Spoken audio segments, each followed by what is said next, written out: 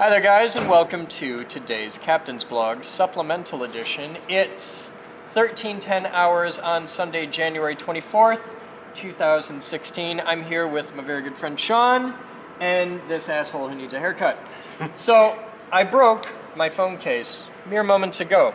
And that's when I realized something when I broke my phone case. What? This is a Galaxy 6 Edge. I've had it for many months now. Yeah. I just realized something. What? I learned how to improve the quality of the onboard camera by like 30% in 10 seconds. And this thing takes pretty good pictures. You've seen the pictures I take this. I took pictures of this on Facebook yesterday. Mm-hmm. You want to see how to improve the quality of your cell phone camera in 30 seconds? Break the case? No! What? You flip it over and pull take the fucking the peel-off thing, which has been on there since I bought the fucking phone. It's been there this whole time. So, yeah. Oh, there's another one on the other thing, too.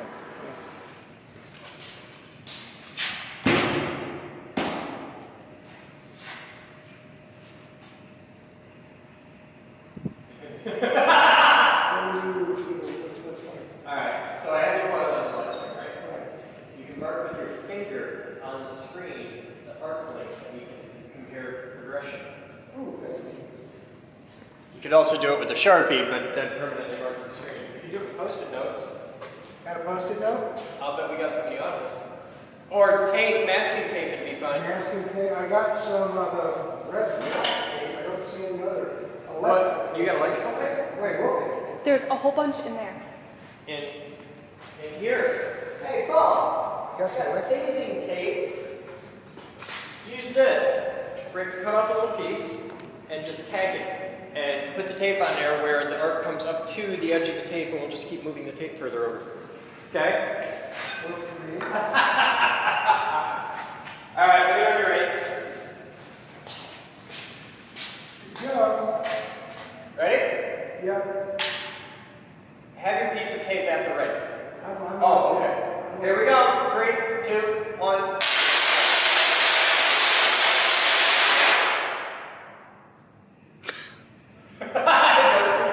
It goes up. Okay, give it a shot. 3, 2, 1.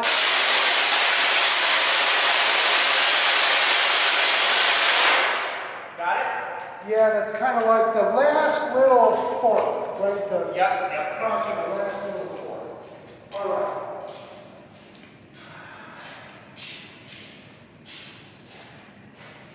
It's the best performance we've ever had with that twin coil.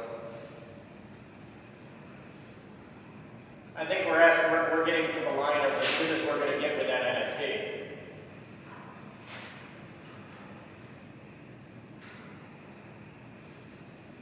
Half a turn less. Okay?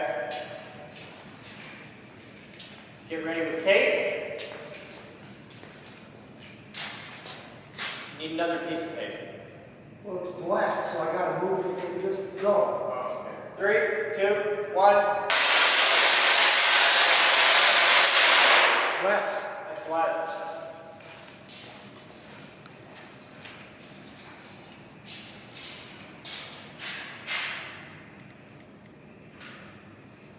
It's so weird doing this with little baby toy coil. I mean, I'm used to for real stuff.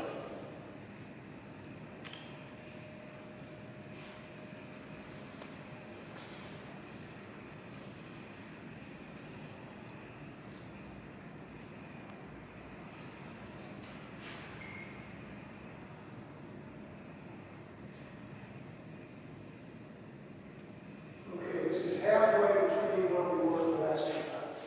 Going back a quarter turn. Okay.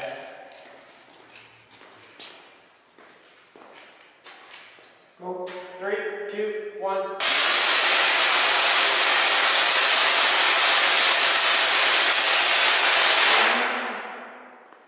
do you think? Maybe not as good. I'm going to give us what we had 3 times ago.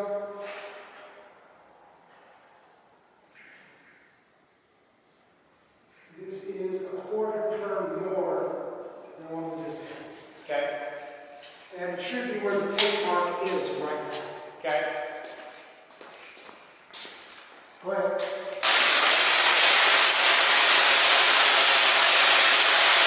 It's definitely the best so far.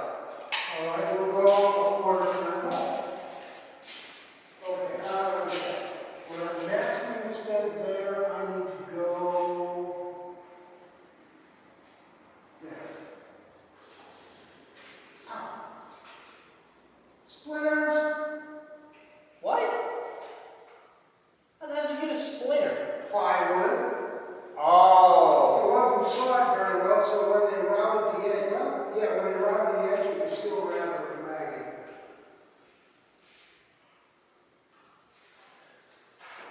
Ready? Can I step down this?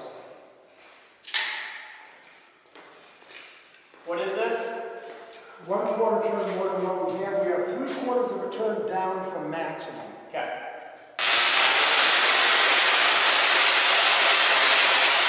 That's not as good. That's less. I think we got the, I think we found it. yeah, We're a quarter turn from where we were. yeah. Come up an eighth.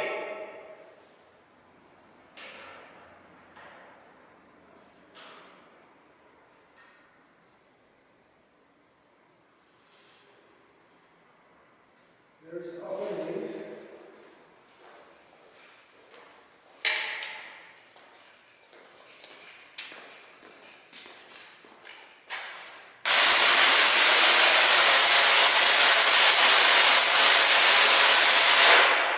Tripped it. Tripped it. I'll go up another eighth while you're resetting. Yeah, come up another eighth. Actually, an up another eighth is where the tape mark was. So I'm going to go an eighth on another side.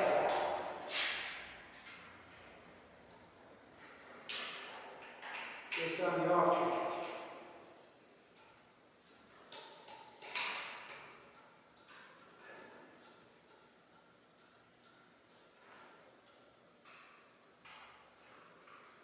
So it's either this or back to where the tape mark was.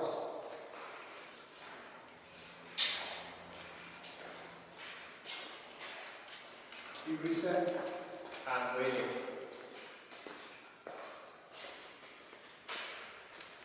I'm going to go to the bypass system. Well, when you're flipping the variac up, you're going to 140 volts. Yeah. So it won't be the same. Alright, well then we gotta wait. This one. Power's back. You ready? Yeah, go. Doesn't seem as good. Doesn't sing there.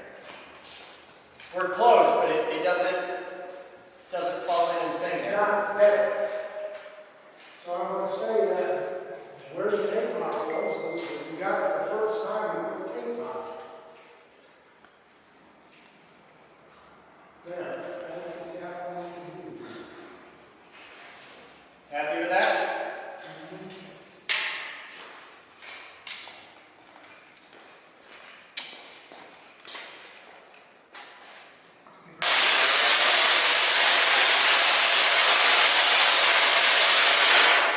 That's definitely it. Yep. All right. In my absence, what you can improve is the wiring that we're using to get from the transformer to the spark gap to the primary and whatnot. We should really be going. I gotta sort out current limiting for the 6-inch supply as well, and I simply need funding for that. That's not hard, I need to spend $100 on it, sorry.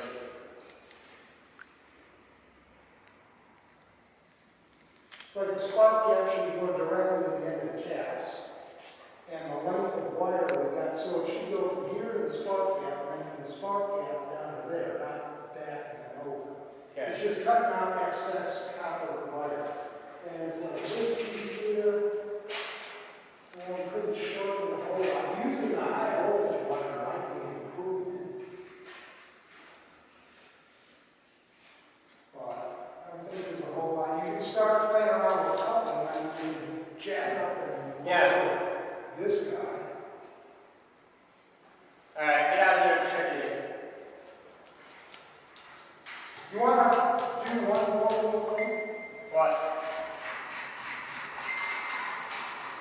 Oh, you're coming up? Increase the coupling. Alright. This guy right up there. It's pretty tightly coupled. Hey there. Hey, Sean, come on in.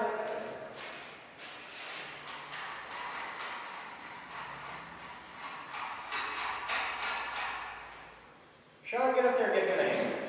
Do what? Get up there and give him a hand. He'll tell you what to do. Come John? on over here, please. I need somebody on the other side. Don't cook me. Promise? You'll probably be fine. All right. What I want you to do is grab the thing and use the thumb and push it up on those two. Go up about a half inch to start with, just to level this out, because if you go up on either one, go ahead, go right up to the top. And then tighten the knots.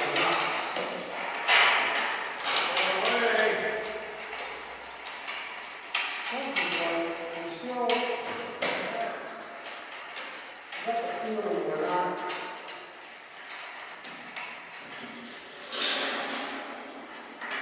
Don't wiggle too much.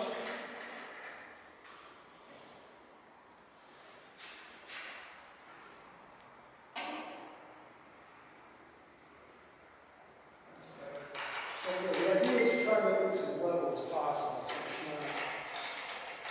What's holding? What's that? What's over which? I don't know. It seems like This thing in the middle? it seems like something's holding that corner. Well, the wires are loose. The only thing going to this are this wire here and this wire here. And all this. There's no, we're not touching anywhere in here. Actually, maybe. Not so much jacket pop. Is there a tape measure over there? Hold on. There's one. Okay, right there. This could be a little, right up to the flush. So, all right. Is there? There, probably not. Oh, right here, fine. That was a little long. Maybe, yeah, let's put it out there.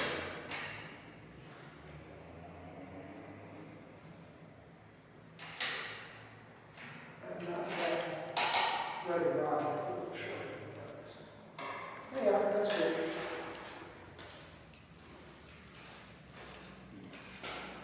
Okay. Okay, let's step back a little bit. There's a wire there.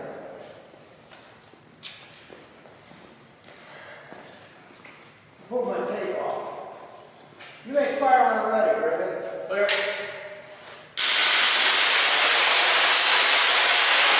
Hey, you can't do that for that breakout point. Oh, you can't. Oh, it fell.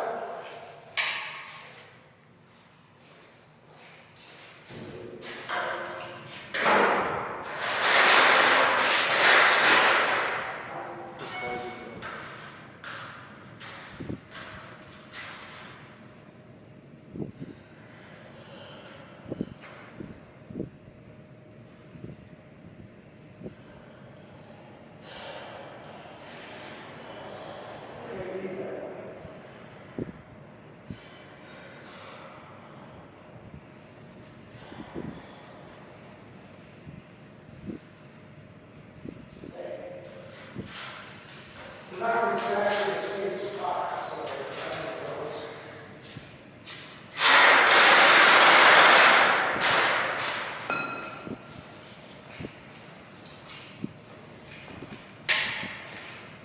Clear? Clear.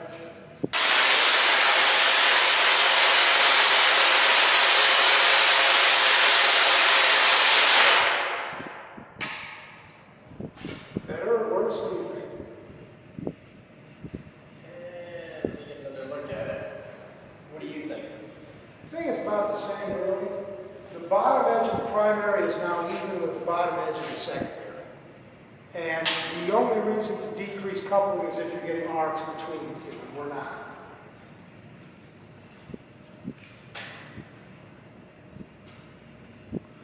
We thermaled it again. Well, we're definitely drawing more current than we were before. Fuck you. Bye, Matt.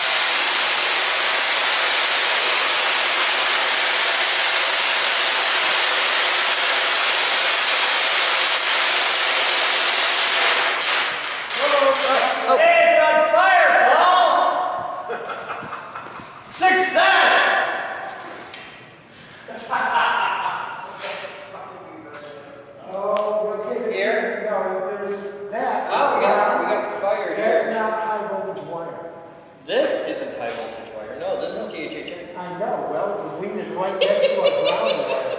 Nothing's damaged, everything's fine, it's just that wire got too close to the ground. Let's do it again! Remember I told you about replacing the wire with high voltage wire? Yeah, hey, buy us a spool of GTO cable because we're out. How about that? Bonus points if you can get something thicker than like 18 gauge, which is shit. Clear? There. Take it one time.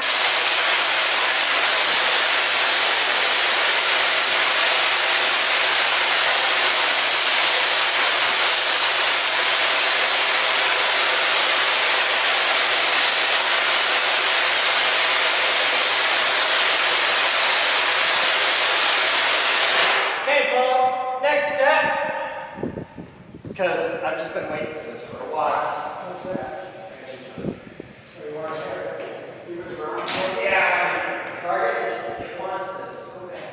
That's a ground wire. This is the ground target of the thing.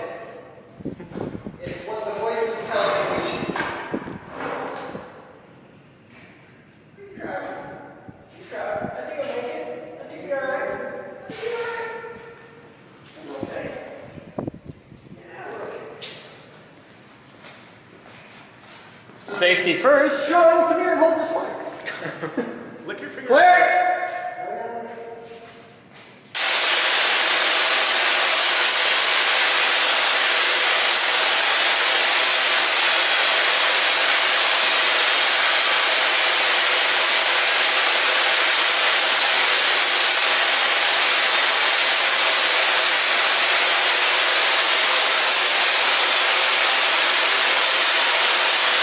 It's going down, our gap's heating up.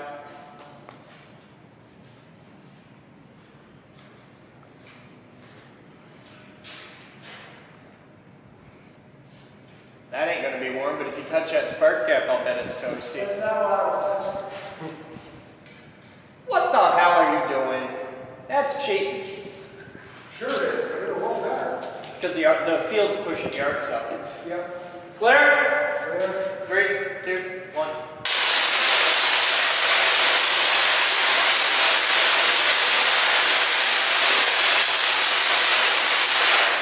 Why?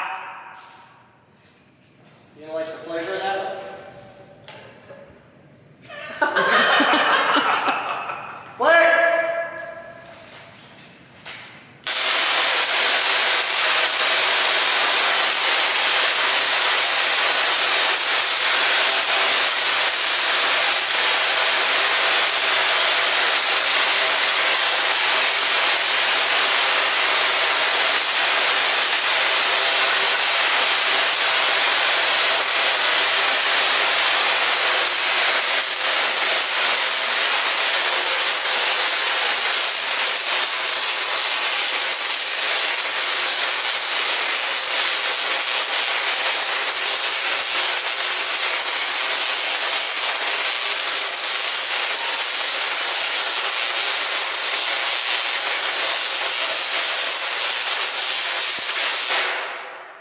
That's not bad.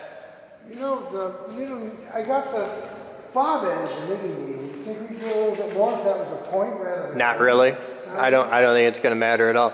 That thing's bristling with D'Arsenval discharge. Oh, yeah. All right, can we build a real fucking coil now? Because this is fun and it's cute, but we're getting excited about 20-inch arcs. 20-inch arcs. Get a tape measure on that. Let's find out what we really did. I'm not. You're not.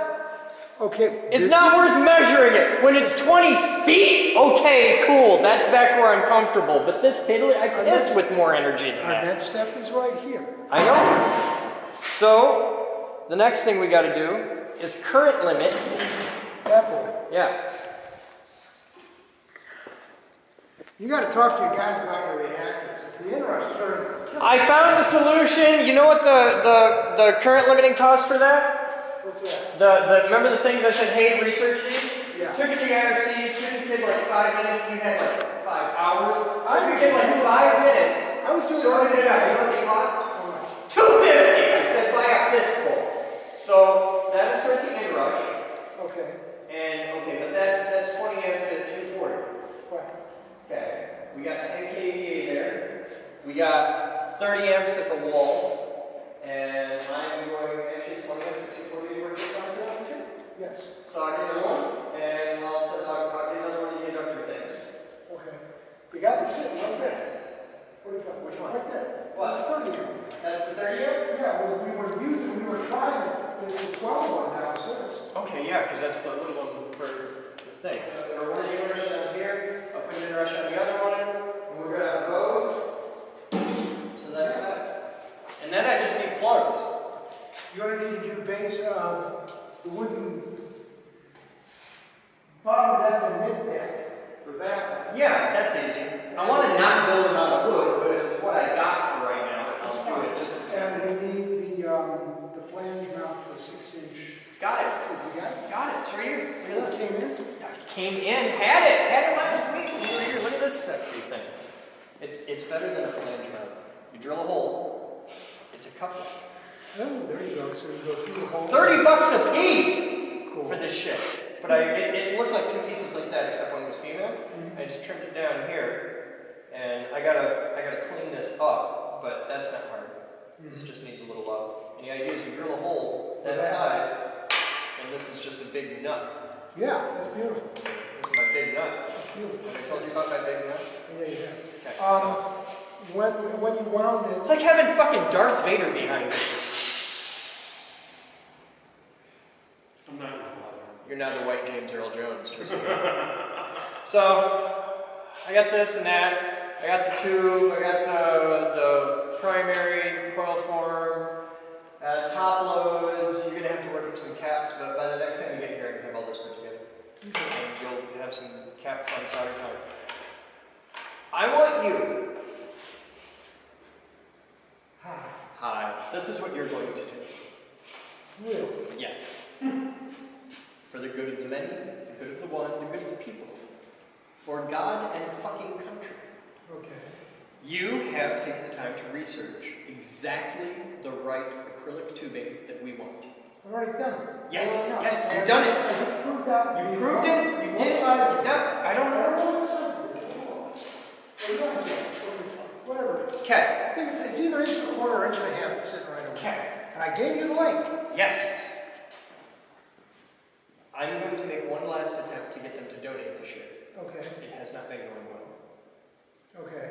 If I fail, and I may, you're going to buy a couple $100 worth of tubing. Okay. I will cut it all to length. Okay. I will even get it notched for you because that's You how don't much need I it care. notched anymore. Holes? Go take, no, not even that. Go take a look at It's what all I did. internal? Go take a look at what I did. What you did? Oh, it's a bigger bite. Yes. It's not nearly, well, it won't matter when it's acrylic because you'll see through it. Okay. And this is, what does it say? Inch and a half. It's fucking huge. It looks like, now, these are .1 They're like, swimming in there. these are .1s. We'll Oh. use .15, so the Okay. caps will be a little bigger. Not a And lot. You need enough for the nib. Okay. And the resistor. Yeah, but this is like, this is the girls I go out with, and this is the girls you go out with. I mean, this is like carrot in the hallway over This here. is inch and a half, we didn't have inch and a quarter. So we Okay. get inch and a quarter tube. Okay.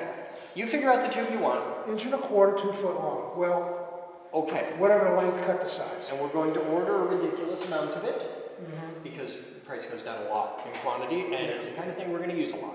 Yeah. Okay, not just for this, for a lot of You things. get to figure out the end caps. I will improvise, adapt, and overcome and figure out the end caps. Okay. They may be made out of modeling clay, but goddamn it, we'll have end caps. Okay. But I'll get them all cut and prepped and all that, and we'll start. But the next big thing, MMC. we need an MMC. MMC. We really, really need an MMC. Okay. And I know what we're going to put it in. What are we going to, yes, you showed me. Well, you showed me a couple of things. That was one. That's my current thought. Maybe. I'm not saying yeah, but I'm saying maybe. It's the space, you gotta have 6 inches between the thing and the caps, the outside. If you cut in 6 inches from all ways, you get just this little core in the middle. What, going that way? Okay, so then you still need to, okay, so then you got a 2-foot tube, you need 6 inches on either. How deep is that? Ah, you're a pain in my ass! Is that 3 feet front to back? No. You ain't doing that way then. And besides, you couldn't see the acrylic that way. I mean, it's visible.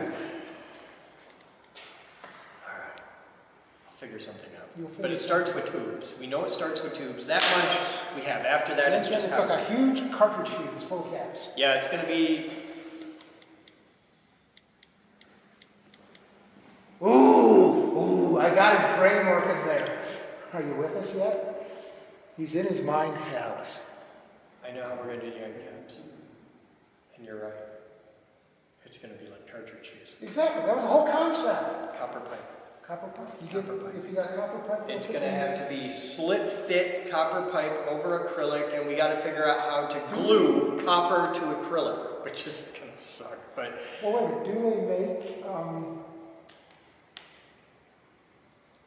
1.25" copper pipe where you could just buy end caps and they'd slide right on it? maybe Maybe. we'll figure it out. Okay. What? You're going to order the acrylic.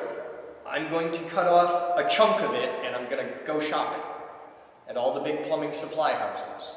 And that's when we're going to find out that 1.25" copper pipe caps cost $5 a piece. Yeah, we need minimum 200 linear feet of 1.25" acrylic. Clear. Yeah, you're going to buy 350 feet. At least 300, I'd say 350. Okay, well, 300. And then I'm going to call my buddy at CDE and say, we need some more caps, and we will have a solder party.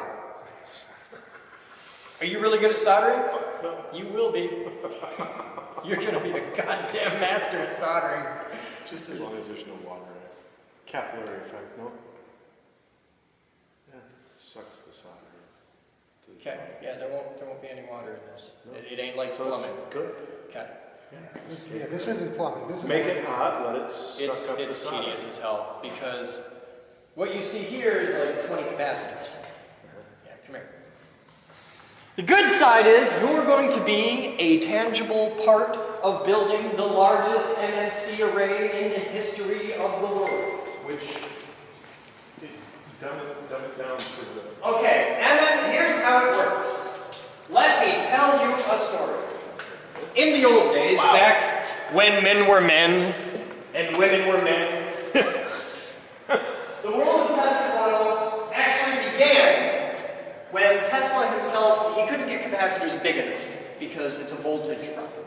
What a capacitor is a device for storing an electrical charge. It consists internally of 2 plates and a dielectric. The plates are conductive, the dielectric is not. Okay, it's like an Oreo. To get more capacitance, you have bigger plates. Okay. To get more voltage, you have more dielectric. Okay, kind of. There's a lot more to it. So what they learned really quick was you need a lot of plates, and you want to fit it into a small space. So you put mylar or polypropylene or whatever, and you lay out a giant long sheet of, say, tinfoil. Okay? And that's 1 plate. On top of that, you lay out a giant long sheet of fish paper, or mylar, or plastic or something. And then you roll on top of that another plate. And then you roll it all up. And you put it in a can, you fill the whole thing with oil, pull a vacuum on it, suck all the air bubbles out, and off you go. You end up with something like one of these, made by names that you will come to know very well, like Sangamo, and Aerobox, and, right? So, they learned really quick that there's different types. These are pulse capacitors. You can tell because they have very short nubs for connectors, and they're really beefy. The connectors on this capacitor, I mean, you can see this is a 3/4 inch bolt for the main connector. You can get up to some rather impressively sized capacitors. This one here is a nice big Sangamo. It's good for 50,000 volts. It weighs 400 pounds. And it has this as a dog dish insulator. So here's the thing. They have a finite number of cycles, and they have a very specific voltage rating. You have your 2 plates and your dielectric. Yes. If the capacitor is designed for, let's say, 1,000 volts, and you give it 2,000 volts, the electricity on each side, because it's the potential difference, it's the pressure of the water in the pipe, will punch through the dielectric and arc out. And after it's done doing that, it leaves a burned through track of carbon. You now have a $20,000 door stop. And it's really easy for that to happen in a Tesla plant. Okay. So you just took your $20,000 capacitor and it's a door stop. It'll never work as a capacitor again, and you can't fix it because you'll never find the screw up. You'd have to take an angle grinder, cut the top off, and take it all apart and unroll it, find it, put it all in. It's never going to happen. Not if you just throw it away by We hand. did that once. Yeah, I have done this. Watch this video. Yeah. You'll understand. You never want to open that can. No. That can's full of either mineral or fish oil. And it's been in there for 50 years. It smells exactly like you imagine 50-year-old fish oil to smell. Good. So, the cool people at Cornell Right. have a type of capacitor that the dielectric, when it punches through, blows a hole bigger than the pinhole of the arc of the carbon track. So the capacitor still works. Even though you overvolted it to dielectric breakdown, and you can just go, and it blows a big ass hole in the plate, but it still works. And you can blow 250,000 of these holes in it before it gets out of 10% tolerance spec, which is just insane. It's amazing. And they look like this. It is the very famous 942C series from Cornell de Blair. This particular one is a 942C20P15K. And that means that it's rated for 2,000 volts DC. Okay. This particular cap will take well over double its input voltage before it breaks down. Like, these don't break down until almost 5,000 volts, sometimes over, which is really amazing. And we have these capacitors where there are holes blown in the side, where we've unrolled them and they just look like Swiss cheese and they're still trucking along. It takes a lot of work to kill one of these. I know. So that's the good news is we have the perfect capacitor. Right. Follow me. Still The waiting. way to make this work in the Tesla Coil world is you can only do so much with one little capacitor. So you need a lot of them. This is only good for 2,000 volts, but if I put two in series, now I'm good for 4,000 volts. When we run them 13 in series. So now you've got your voltage, but you've just used up 13 capacitors. So now you need current. So to get current, you have multiple rows of those strings. So this, buckets and buckets of capacitors. The original MMC that we built, the largest MMC built in the history of the world, is 1,000 of these capacitors. Next one's going to be a little bit more, because we already hold the record. We might as well bump it up a bit. So, I mean, really, if you got to solder 1,000, I mean, shit, what's 1,200? Right. So we're going to add a few, but all of these have to be soldered, and every single now this stores an electrical charge. So for safety, if we're already soldering 1,000 capacitors, what's 1,000 resistors? Every single capacitor gets a 1 megohm quarter watt resistor. Quarter? Half watt. 1 megohm half watt resistor. Or 10 million ohm, 1/2 watt resistor. You can slide Cross- them out of the tube over there, Sean. The solder joint's off. Have you ever seen a resistor? Well, They all look alike. They all look alike. Well, nobody thinks Yeah, wonder. look. Yeah, with So there'll be bands one of these on every single one. to To- allow it to bypass before it blows up. No, so that the minute you stop putting electricity into it, it takes a couple seconds, but the resistor bleeds down any residual charge in that, so that you can, because otherwise it's really, really wicked dangerous. Yeah. So that's the MMCs.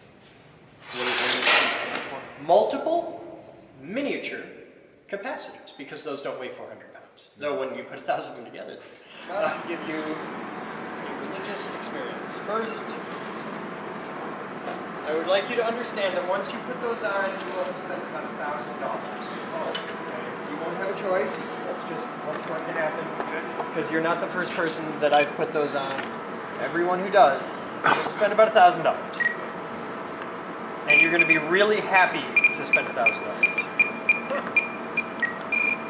happened to me a lot. You're gonna Flight mode 1. flight mode 1. All right. So, third goggles. Okay.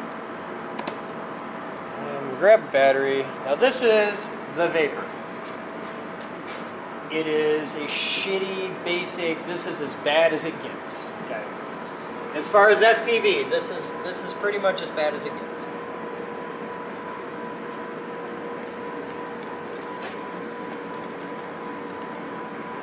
Put those on. Just pull it right over your head. Put those on. Get comfy. Seriously. Okay, now you're looking through the airplane. Okay? Yeah. Okay. You see where this is going, right? Yes. Okay. Do people frequently throw up doing this? No, not really. I'll try to You miss might it. want to sit down. Yeah. Fair. Just have a seat right where you're at. You're cool.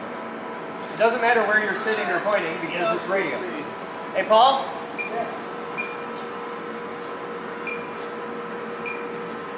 Oh shit, we're not bound. Just a moment. Terrible one.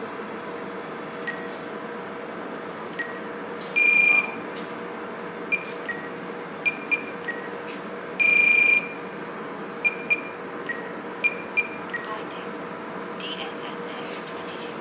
Hi, welcome to the fun. Flight complete. We have elevator, we have elevator and rudder. And that's it. Because there ain't nothing else on a plane this tiny. Clear front. Hey Paul. How's that for styling? My little guy, I need new batteries. I've run through my batteries. I got 47 seconds off that battery.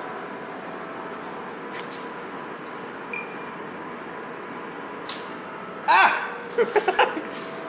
So, that is the fundamentals of FPV flight. And with this one, it's pretty hard to get motion sickness because it's so tiny. Pop it back on, or you get another one. You ready? Yeah.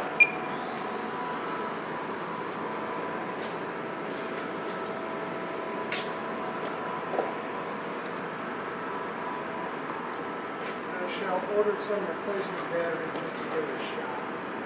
But I don't think the pod's the problem.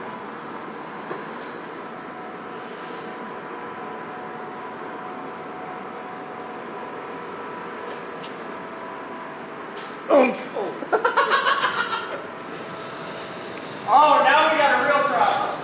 What's that? HVAC kicked on. Oh, that Turbulence. Turbulence, hell, there's a giant downdraft.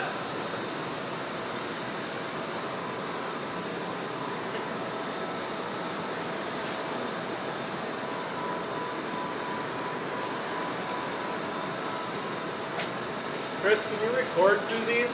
Yes. Actually. Freaking awesome. And I make some pretty cool videos with that. Let's see if I can land the damn thing.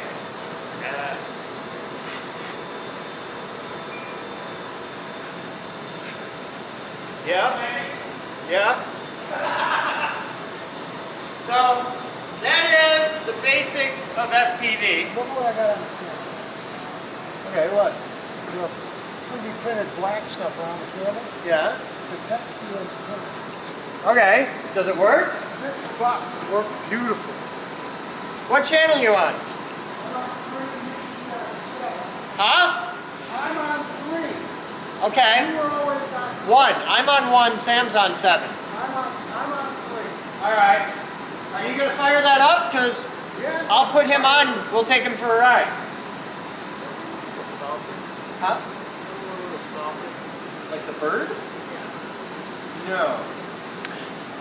Because this isn't Persia. Just saying. I know a guy with a Falcon. I don't know if he'd let us attach that camera to it. Let me know when you've got power on that. I'll change them over. But these can record to the SD card right there. These, about $400 for one at this level. You can get them cheaper. You can get them for like 300. These are like $400 or $500. You can get them for like about $300, but they don't have all the features. I like being able to record. But yeah, that's the goggles. Okay, about $400, give or take. Then you need a radio. Radios aren't bad. About $250 for a basic radio. This is a couple steps up, but you can get the DX6 Live Edition, which is pretty good for most everything. If you can do it and like spend the money, get a DX9 because it'll give you a few extra channels for doing some extra weird shit. But really, if you have 6 channels, you can fly almost anything.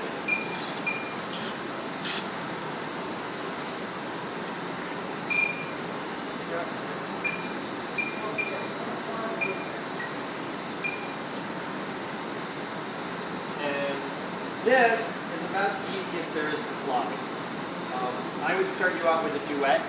It's a $60 airplane, entirely made out of foam, rock simple, and yeah, the only limiting factor to it is you cannot fly if there's any wind. It's outside, dead calm. Any wind, you're done. You're killing yourself. On the opposite end of the spectrum, the hardest thing I've ever found to fly is actually this. These are both Ultra Micros, 6-channel collective pitch, and this is the Nano, and this is the MCP XBL.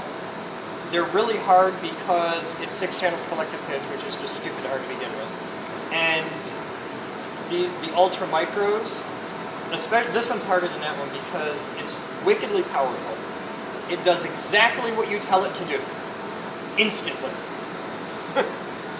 And you're familiar where with aircraft you have to, you have to think ahead a little bit. With this, you have to travel through time, and it's a whole thing. All right,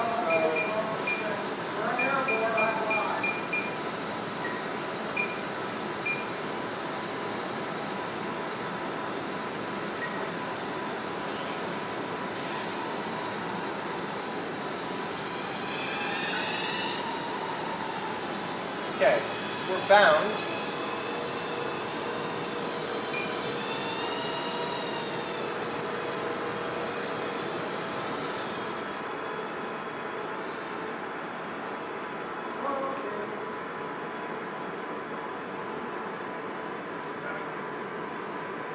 This shit happens.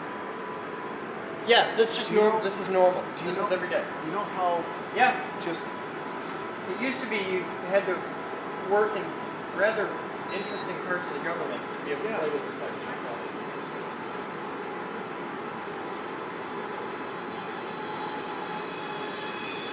what?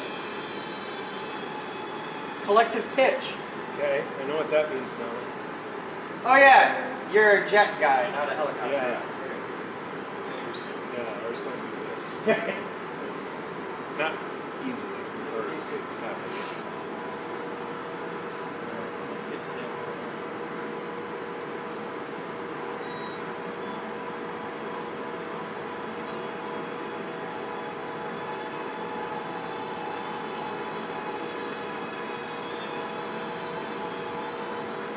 Motor ain't working. Alright, this helicopter is unhappy. It needs some calibration. You got video coming out of that, right? You're on 3?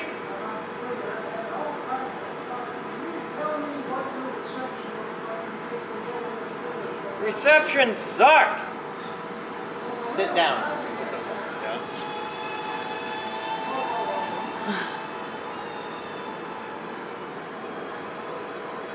If we point this at the camera, do we Doesn't blow help. up Earth? No. No? So what do you think of that?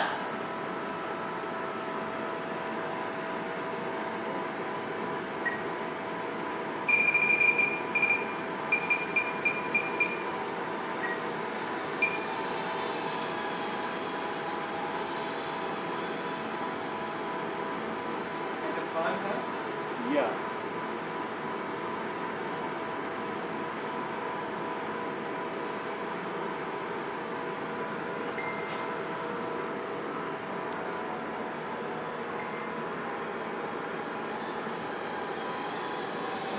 surprised you guys aren't having some sort of X-Files viewing party tonight.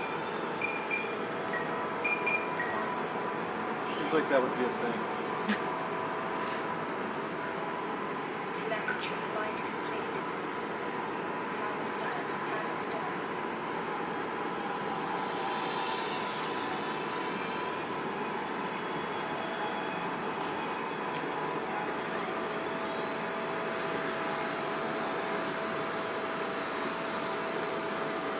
Wow, that's a lit battery.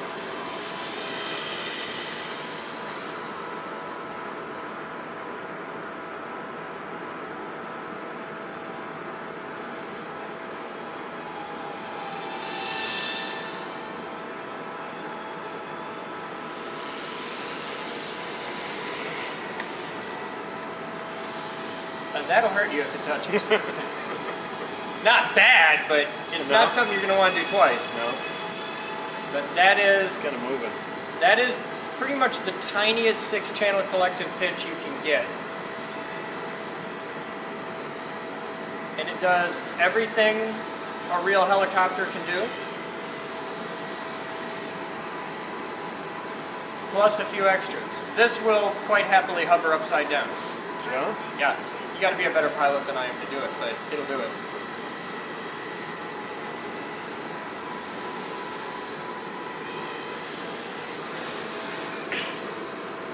And you can land it in some impressively tight quarters.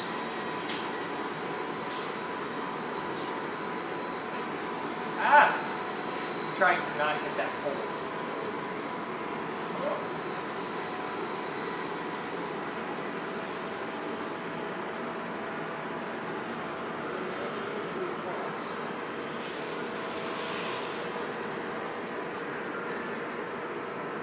Hello.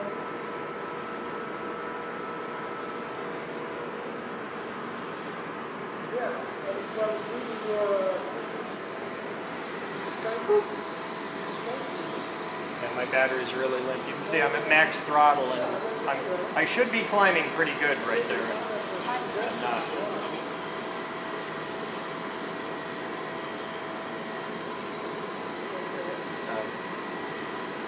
A little bird like that, $100. Yeah, it's really cheap. You get into real helicopters, and it's very easy to spend $1,000. I have been told by people that do both that it is harder to fly that than it is to fly a $5 million full-size Bell. Because with the Bell, with a real helicopter, it takes a lot longer for them to respond, and you feel it. You have the seat. Yeah, you have the seat. You have your inner ear to rely upon.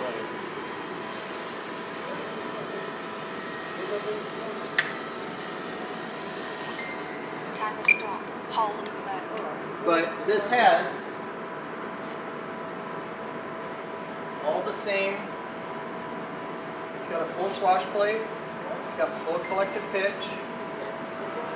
It's got all the controls of a real one. Cyclic, collective, everything. The real ones don't tend to have battery failures. Probably for the best. And then there's this, which has the camera, just like his, except this will go much farther, much faster, much higher, more raw. And now, you're looking through the goggles at this. So you're in your thing, you're doing, right? And it is totally possible to fly through the goggles. Like right now, you're just spectating. You can fly this through those without seeing this. So, you take the trails over by Richmond Park, and you get a few of your buddies together, and you all spend a couple grand and have these. And you race down the trails at like 50 miles an hour. You ever see the pod races at Star Wars? Yeah, that's the same thing. Yeah. You can do that.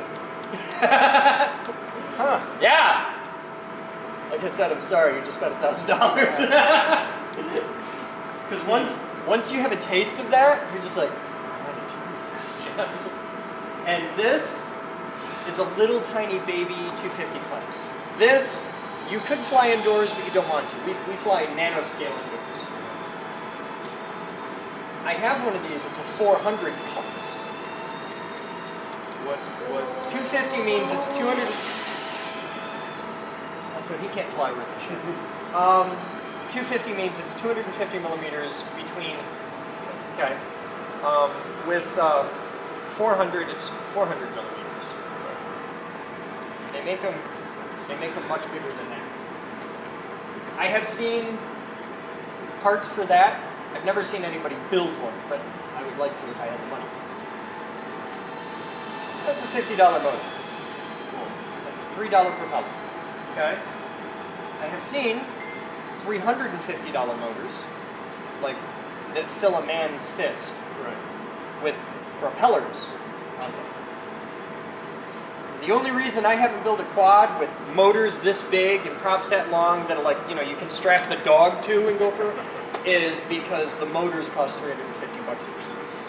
And to build that quad, I'd have to spend $5,000 to do it, and I got way more important places to put $5,000. So What makes it so expensive? Just how much of that? Like it's a power to weight ratio. It's just that that's how much the parts cost. And there's huge competition in the parts, so they're as cheap as they're going to get for a while. It's just expensive. You can build a basic, like a really rock simple quad like that. Like this has a lot of extra shit on it. Like I got a $150 camera on here. You can get cameras for like $30. You can get antennas for practically nothing, whereas this is like a $50 antenna. This is a couple $100 for this particular brain. It has an OSD on-screen display. This is my avionics package. That's a GPS antenna. Okay. So I can monitor my battery current. You can see the battery power comes in here and then out down to the thing. This is the flight computer here. This is doing all of the balancing and stuff, because if you just took a radio control and hooked it up to 4 motors, there's no way in hell a human being can fly. You can't. This has an IMU in it, inertial measurement unit. It's a gyro. And this is taking thousands of measurements a minute, and it's constantly correcting. And when you say go forward, this says, okay, balance everything out, forward a little bit, and to you it's a nice smooth motion. But to this thing, there's a lot going on. It's got 6-axis gyro, 6-axis accelerometer in it. So it not only knows which way it's tilted, it knows how fast it's moving. There's a lot going on. So that's your little flight controller down here. That's all you need. Okay, there's your radio receiver. This is, on this one, because I buy nice stuff, that's a $100 radio. And it'll tie, that's what talks to this. This is your receiver. The receiver talks to the flight computer, which talks to the ESCs, which are under here. These are the power supplies for the motor. The battery plugs into the ESC plugs into the motor. It's electronic speed control. So that's your carburetor, basically, okay? And that's really all you need. And then the frame's $100. About $3 worth of propellers and you're set. These are really cheap, and you're gonna buy a lot of them. When you buy props, I buy them by the dozen. That's why. Right. And so the whole package, a few $100 depending on what you want to do. I have these downstairs. I've got a 400 that instead of it's got a little camera like this on it. That's your FPV camera, but it also has a GoPro mounted on it, and the GoPro has its own gyro IMU thing. So when this tilts forward to fly forward, the GoPro stays level. When this rolls, the GoPro stays level.